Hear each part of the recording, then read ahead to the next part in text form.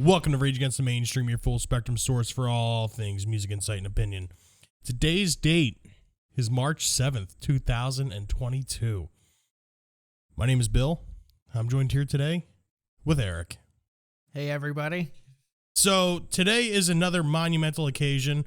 If you are an avid listener of the show, you know that this is episode 22. And as every season, we end our seasons at episode 22. So if you stuck around throughout this crazy season with multiple lineup changes and interviews galore and the addition of video, which I'm 100% super stoked about, you're the real ones. Thank you. So, guess in the past week, have you encountered anything new or interesting? As I know that you're a big 80s metal guy. Yep. Scorpions released a new album. That's awesome. Called Rock Believers. I guess I believe that. Yeah, they finally got together over the pandemic and put some new music together. Scorpions are one of those bands that no one ever really talks about, and they have more than just rock you like a hurricane. Yeah. Like all of the members involved, they're just incredible musicians. Scorpions are awesome. They really are. And I heard a little bit of the song that you were playing earlier, and they still have it. Yeah.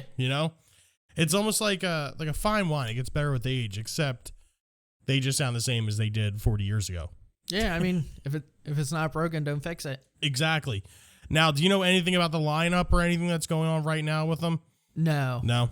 I wonder if Michael Schenker's involved or Rudolph Schenker or any of those original guys. But regardless, they still sound amazing. Yeah. And, yeah, that's super fucking cool. Now, I'm a giant fan of biopics. I haven't met a biopic that I haven't liked yet, and I think I may have found my favorite one so far, and it hasn't even been released yet. It's called Elvis. It comes out June 22nd of this year. It's got Tom Hanks. I forget the dude's name that plays Elvis, but I don't really remember him from anything. Mm-hmm. Who knows? This may be his film debut.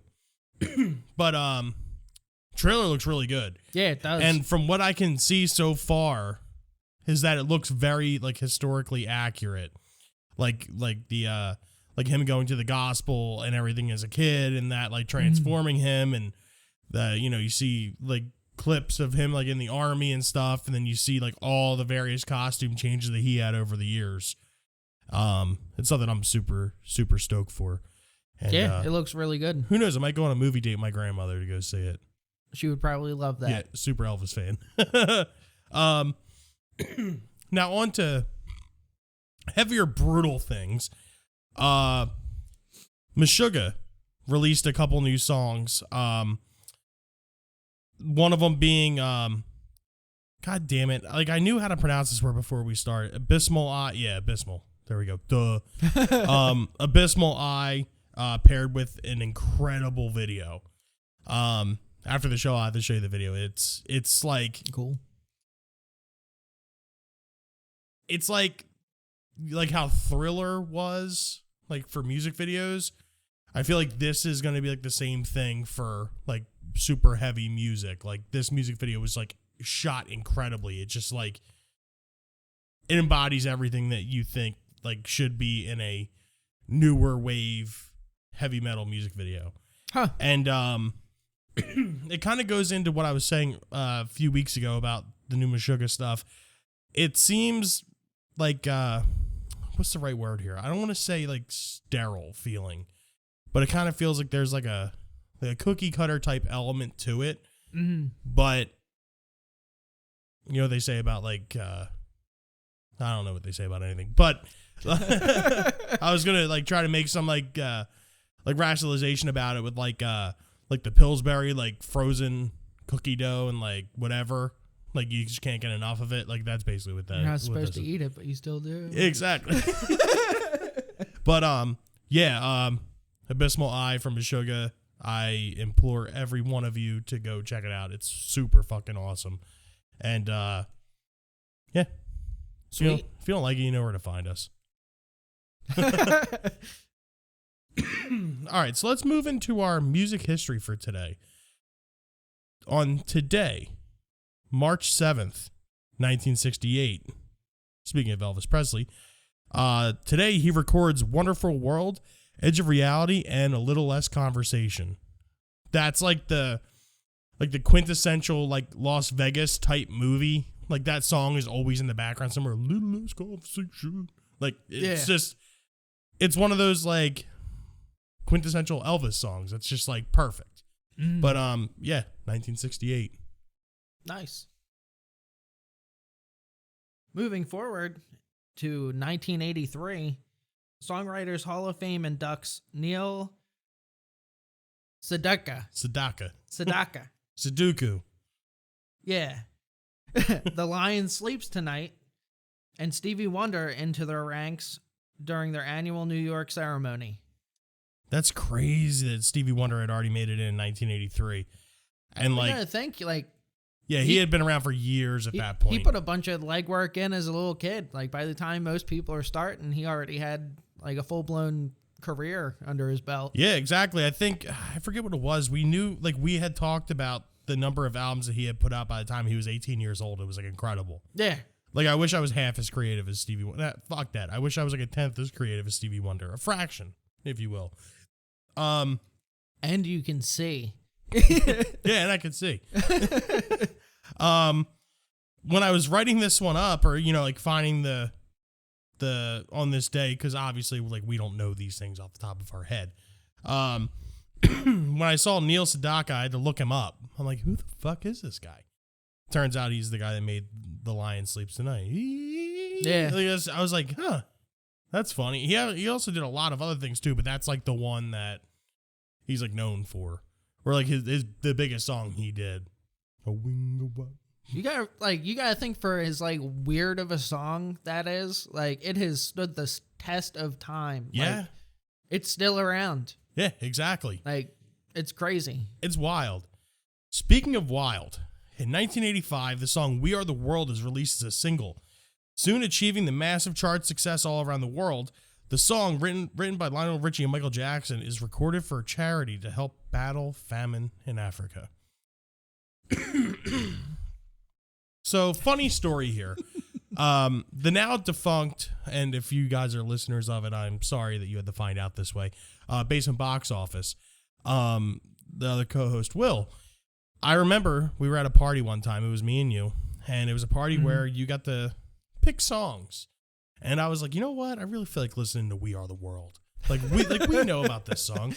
And Will, who's a self-proclaimed Michael Jackson like fan and the finer tastes of music and all this other stuff, we put this on, and he's like at first he's listening to it, and then he hears Michael Jackson, and he's like, wait, this is real? I was like, yeah, dude, this like happened in like the 80s. And then when you're watching the video and you see all the people involved, he's like, oh my God. Yeah, that's one of the things I'll never forget for the rest of my life. The day that Will found out that We Are the World actually existed. He was definitely more enthusiastic about it than Bob Dylan was. Yeah. Have you ever seen the documentary? It surfaced on YouTube a little while ago of the making of this song. No. You have to check it out. they show like outtakes and stuff. Like, so We Are the World was recorded the same night as the AMAs or the Grammys. It was one of the 2 award shows. The reason they chose that night is because everybody was in town.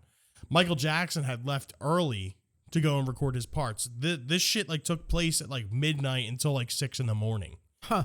Yeah. So everything was already done. You know, you got Quincy behind the board doing his shit. And then like you're watching the documentary and people just start rolling in.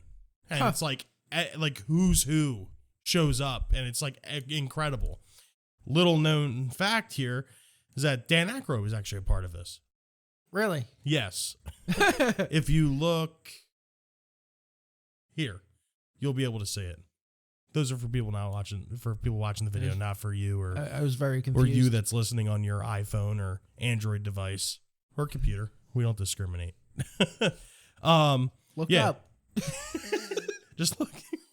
Whatever you're doing, just look up. You'll see Dan Aykroyd in the We Are the World music video. But it's funny though.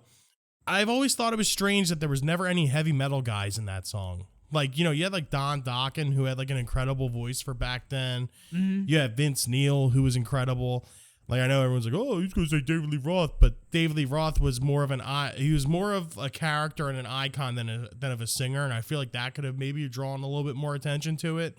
Mm-hmm. But like guys like Vince Neil, guys like Bret Michaels, guys like Don Dokken or Jeff Tate, like I feel like they would have even like took it even further because of the higher registers that they were able to do. But if We Are the World for heavy metal is something that you crave, you can search up. It's called Here in Aid. It's called We're Stars. It's essentially We Are the World, just heavy metal guys. And it's like Dio, Don Dokken, Vince Neil's in it, Blackie Lawless from Wasp. It's just like, it's incredible. After the show, you'll have to see this because it's something. Like when Will found out about We Are the World is how I felt when I heard of Hearing Aid. And it was absolutely incredible.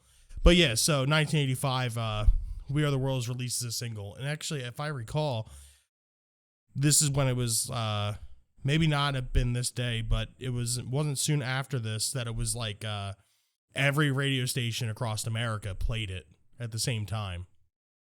Yeah. It's incredible. Yeah, that sounds awesome. If only we were alive back then. I know. So, moving forward to 1987, the Beastie Boys appear on Soul Train where they perform Brass Monkey. They win over host Don Cornelius, who tells them, "You're very chilling, very hip, and we like your music." Riveting. You're chilling. You're chilling. I wish somebody would say that about this show. You guys are chilling, and we really like it. Yeah, we were chilling. Yeah. I've always wished that I could have been there for like the emergence of the Beastie Boys to see like how that shift would have happened in hip hop, and just for like the sheer like attitude that they brought to it. Yeah. Like, I've always had a soft spot for the Beastie Boys. I love the fucking Beastie Boys. Yeah, I mean, they were one of, like, the pioneers of bridging that gap. Yeah. And, like, they had fun with it, too. Like, you have songs like Brass Monkey. Yeah. And, like, License to Ill and, you know, like, I don't know, Fight for Your Right and shit like that. No Sleep Till Brooklyn. They're, like, fun songs. Yeah. But they were very serious rappers. But I guess this and very talented, extremely talented. They were great. This kind of brings us to a perfect segue, talking about Brass Monkey and all these other songs. For our season finale, I would like to bring up, or I would like to talk about how people should feel when they listen to this show. They should feel fucking pumped. Like what gets you going? Like when you get in the car in the morning and you just like have one of those mornings where you're just like, I'm ready to go. What do you listen to? So I just have a list of songs here, and I'm pretty sure you got a list of songs. Yeah. We just go through them and I guess just give like our like a brief synopsis, if you will, of the song and what it does for you. I'll let you start on this one. Okay. I'm going to start off with Joker and the Thief, Wolf Mother. Oh, nice. Like, It's got a great open. Like the entire song is like a perfectly crafted classic rock song. Like it's like everything that you want. Mm-hmm. I used to work with this older guy who was grew up in the 60s into the 70s. Like he was there like when all this stuff, like when music was, at its highest point back then. And I put Joker and the Thief on, and like he was like blown away. He was like, these guys got it. They ignited that like long lost flame of rock, rock music. Yeah, for the hope that he had lost for new era of rock music. Yeah. He found the what the fuck?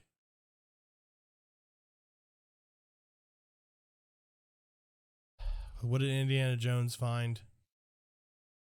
The gauntlet. Not the gauntlet. Fucking. The big rock? No, not the big rock. Short round. Not short round. Not the Fountain of Youth, but Temple of Doom. That I think it was in the Temple of Doom, wasn't it? Yeah. What's it called? You know what I'm talking about, though, right? You drink from it. It's eternal youth or immortality.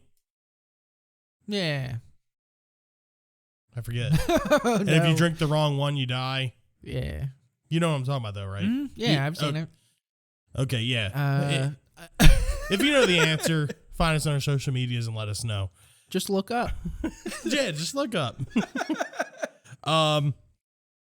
Now, when I get in the car, and if I know it's going to be like that type of day, like everything went right, like, I woke up earlier than my alarm clock and like I wasn't mad about it, and like, the dog took a shit really fast, so like I wasn't wasting my time, and like the shower just hit right that morning, and my coffee wasn't burned. I get in the car or my work van and turn on the radio. First thing I do, People of the Sun. People of the Sun? People of the Sun. Like, it's just like, it's like one of those like get you going songs. Like, if I'm trying to think of like the right way to describe this. When that fucking beat kicks in, people come up. Like, once that happens, it's just like nothing can go wrong. Yeah. Nothing could possibly go wrong. Until like a tractor trailer like comes into your lane and fucking off the road or something like that. Something that you can't help. Until something like that happens, People of the Sun is the medicine I prescribe for a good morning. I also feel similarly about Take the Power Back. It's like a slow burn, but it's like by the end of it, you're just like you punch a hole in a wall. Yeah. You'd be a real Kyle wearing your Monster hat and your Fallen t-shirt and your DC's. Punch a hole right through a wall. Gotta take the power back, bro. Another one I have here is a newer song from Amon Amarth called Crack the Sky. It's, if you're unaware of Amon Amarth, they are Viking metal, and it's just like you're getting ready to storm Valhalla, like while listening to this shit. And like this particular song, like the chorus is like Thor, let your hammer fly, let the lightning crack the blackened sky, and it's just like, okay. And like you just can't help but like get pumped. But yeah, so that's another one for me. It should have been in Ragnarok. Dude, I'm not even kidding you. Like, this song should have been in Thor. Like, it really should have been. I mean, it came out well after Thor, but it like fits that whole thing. That would be badass. That's another after the show moment. That should be like another thing. Like, we should start doing those like after the show. Yeah. Good idea. Stay tuned for season 5. Behind the scenes after show. If you want to see the behind the scenes after show, subscribe to us on Patreon. We're going to talk about the things. We're going to talk about talking about the things that we talked about on the show. Yeah. What else do you have? I got Multiply by Xzibit. Okay. That's just a like great like go getter, get like pumped up and like take over the world type song. Well, it's funny too for someone like Xzibit that has these type of like really like driving songs. Mm-hmm. It's kind of it's a big letdown that he wasn't like bigger than what he was. Yeah, I mean, you know what I mean? I think he's great. I think he's great too. It's just like, I don't know like who he possibly could have gotten overshadowed by or why he got overshadowed in the first place. Maybe it was probably MTV. Yeah. They couldn't let him get too big because they needed him to host Pimp My Ride. Yeah. Then they would have to go like Ludacris. Yeah, Pimp My Down Ride's here in the ATL. Pimp My Ride's a whole different like that. It's like a surreal, like the most surreal like TV show. What's the one meme that I saw? It was like Pimp My Ride used to be so crazy. Like, we heard you like going to the movies, so we turned your entire backseat into a popcorn machine. I saw a meme where it was like, yo, dog, I heard you're depressed. So we put suicide doors on your whip. Some of the memes lately have been fucking fire.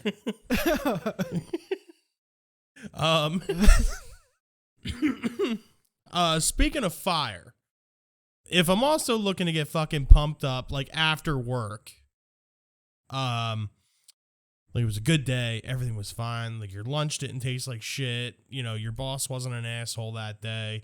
I mean, not that my boss is ever an asshole. I don't know if he listens to the show. I think he does. But John, you're a real one. Everything just went right at work, and it's a Friday. You got out a little bit early. This should come as no surprise that Van Halen's going to somehow find its way onto my radio. I mean, maybe by accident, maybe I click shuffle, or maybe I just went and purposefully put on Why Can't This Be Love from 5150, the Sammy Hagar first single that they had. It's just like the Van Halen nuts that listen to the show, they'll be able to explain it too. That song just has like a fucking, it just like, it moves, and like it's just like a good song, and like you can sing to it and like yell to it, and like it doesn't matter, it's just always going to sound good. And that's just one of those songs, and it's usually followed up by like Panama or Summer Nights or some shit like that, depending on the time of year. Actually, it doesn't really matter for me. I listen to Summer Nights all year round. It's always a summer night here in the Slack household. What do you got? I got my next one up. Gangsta Rap Made Me Do It. Ice Cube. How can you not get pumped listening to that song?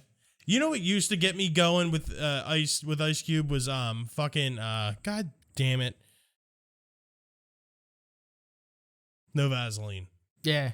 That song was like my go-to for like the longest time. It's like one of the best diss tracks of all time. Literally of all time. Like, he went so hard. First you was down with the AK. Now I see you on a video with Michelet. Oh, man. Call me Arnold, but you Benedict. Easy-E saw your ass and went in it quick. It was just like, what? Some of the lines in there are just like, Ice Cube, like... The one thing about that song, though, is that towards the end, he got like... It's almost like he didn't know how to conclude the song, and like it kind of got lazy. Like, with no Vaseline, just a bucket and a little gasoline. Light 'em up, flame on, till that Jerry Kell is gone. And it's just like, I don't know. There's like parts of that song. Like, actually, this is how I've always felt about Ice Cube. Like, as a whole, he's not amazing. But there is moments where he's like undeniable, like amazing. Yeah. But as a whole, like if you have like 100%, he's more like a 60-40 split. But the 40's like really bad. Just like the SUV that he had in Are We There Yet? Yeah. 60-40 split. I haven't seen a movie in years. Oh, man. I just can't believe that, like, you went from no Vaseline to are we there yet? Yeah. It's like, bro. Like, he literally went from being in the world's most dangerous group to being a household name as a father figure. Yeah. It's just so strange to me. Stepfather. Yeah, stepfather. There we go. Then you have like a return to form in like 21 Jump Street. Yeah. I'm gonna kill you, Doug.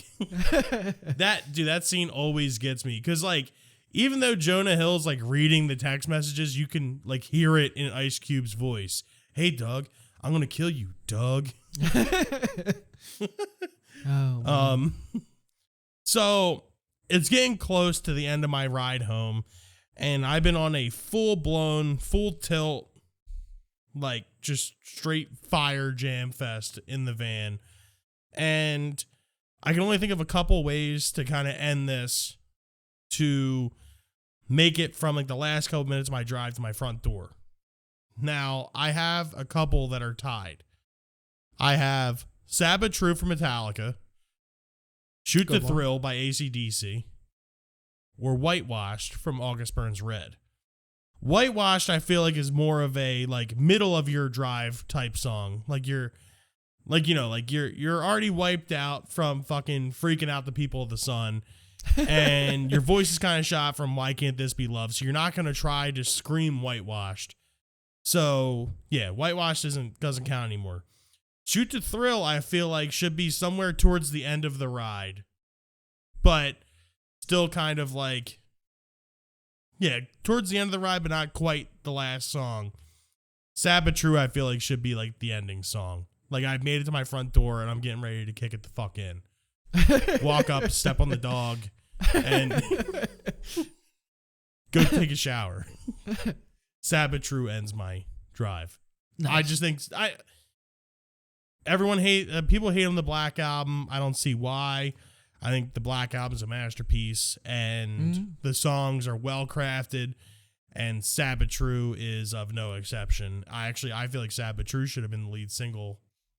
Actually, it should have been the second single off of Enter Sandman. Enter Sandman almost made my list, but I was like, yeah, that's too much of a gimme. Actually, if you look on my thing, it says Enter, and I scribbled it out. So like, I can't put that. So, how does your ride start to conclude?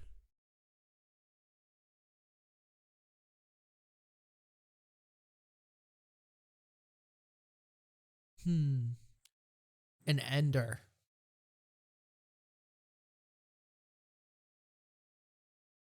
That's a tough one.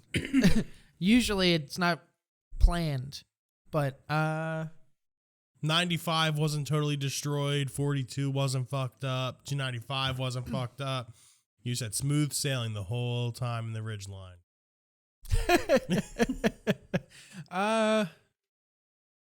Damn. The fucking bed speakers are freaking the fuck out. People don't know what's going on.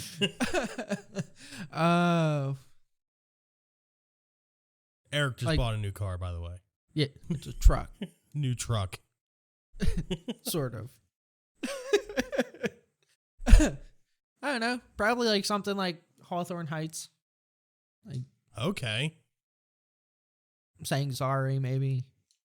You know what's funny? What? Saying sorry was originally going to be my suggestion for this. Huh? Swear to God. Look. Hawthorne Heights saying. We didn't even talk about that. No, that was completely not planned. This is like the equivalent of like wearing the same clothes. Not literally the same clothes, but the same type of outfit. Same colors. Yeah. So you're going to end your drive with saying sorry. Yeah. I think it's a pretty decent ending song. Especially with that last chorus. And like the play out from that. Mm-hmm. I love Hawthorne Heights. Yeah. If you don't, you suck. Truly. So, what do you think? What songs get you going in the morning? What songs keep you going throughout the day? What songs makes you want to get home and just kick your fucking door in? Get out of our social media accounts. Facebook.com/RATM podcast. Instagram and Twitter @RATM podcast. YouTube search Rage Against the Mainstream podcast. And of course, if you need to tell us any more, ratmpodcast@gmail.com. But that concludes our last topic for season 4. Let's get into our suggestions for this week. I'll let you go first, Eric. Well, I was thinking about songs to get me pumped up, which I said take the power. I'm going to go Rage Against the Machine again, but with Know Your Enemy. Nice. I love that song. What album is that on for the listeners that don't know? Self-titled. Nice. Now, I'm going to go in the complete opposite direction. This is something almost like I've never recommended before on this show. Is it Lion Sleeps the Night? No, it's not that. It's actually Rockin' Robin. No. Going back to like Hawthorne Heights and like the music that was popular when we were in high school. Something that was always like a guilty pleasure back then. But I don't really care if anyone knows I listen to this shit now. The album is called Want. The artist is 303.